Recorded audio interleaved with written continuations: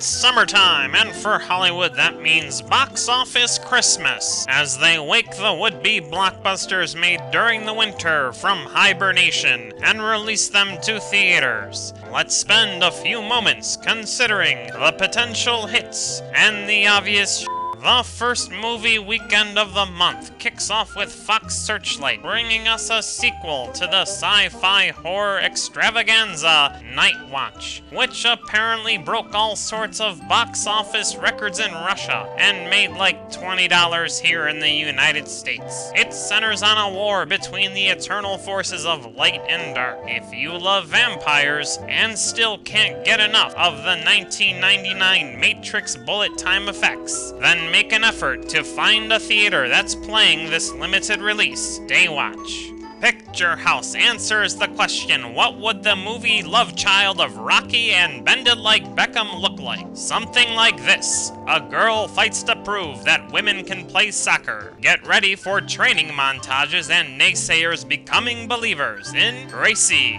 Universal and the director of The 40-Year-Old Virgin bring us the story of modern-day parenthood. Dopey guy and hot girl get drunk, have barely conscious unprotected sex. Girl gets fertilized, news of baby leaves guy traumatized. Now they have 9 months to accept the responsibility, each other, and let go of the singlehood all their friends still enjoy in Knocked Up. I guess MGM didn't have a baseball movie for Kevin Costner, so they gave him this thriller about a businessman with an alter ego with a bloodlust that looks like William Hurt. Dane Cook, already in the Jim Carrey, Will Ferrell, I wanna be a serious actor phase of his career, is a nosy neighbor who knows his secret and wants to be the partner in crime of Mr. Brooks. Destination Films, along with the writer of Gothica, if you count that as a good thing, bring us the story of a reporter who's turned into a member of the living dead by a secret cult. When she realizes what's happened to her, she seeks revenge. If you've been waiting for someone to combine the magic of Catwoman, Underworld, and I Spit on Your Grave, head to the theater now to see Rise, Blood Hunter.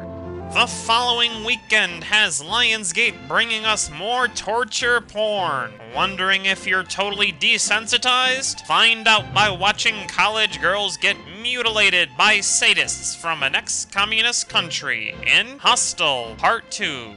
Picture House delivers the biopic of Edith Piaf in this French equivalent of Ray, Walk the Line, and VH1 Behind the Music. Watch her rise from obscurity and fall from grace in La Vie En Rose. Warner Brothers presents George Clooney, bringing the Ocean's crew back because he needs the occasional blockbuster hit, so the studios will let him make movies that matter. As for this one, expect Pacino in hoo-ha mode, 11 other big stars, casinos, and plenty of twists in Ocean's 13. Columbia presents a CGI mockumentary about the Penguin World Surfing Championship, an up-and-comer named Cody Maverick, and a legendary surfer named the Big Z in, yes, another f***ing Penguin movie, also known as Surf's Up. 20th Century Fox delivers a sequel ordered up by studio stockholders and accountants about 4 scientists who got the leftover not-so-cool, not-so-superpowers from some solar flare. This time around, they battle the Silver Surfer and a planet-eating being known as Galactus. In Jessica Alba in a skin-tight bodysuit for an hour and a half, also known as Fantastic Four, Rise of the Silver Surfer. Lionsgate offers audiences their version of Shaun of the Dead with a dash of Pleasantville, a zombie comedy set in a pseudo-1950s American-type world where the living dead are domestic slaves, sold and controlled by corporations, until the day something goes wrong and they break loose, at which point the carnage begins and the laughs continue in Fido. Warner Brothers finally caters to a long-neglected demographic, female tweens who love detective stories, like this Disney Channel version of The Black Delilah, about a girl who goes to Hollywood with her dad on a business trip, discovers the mystery of a murdered movie star, and decides to solve it. Because she can, alright? 'Cause she's Nancy Drew.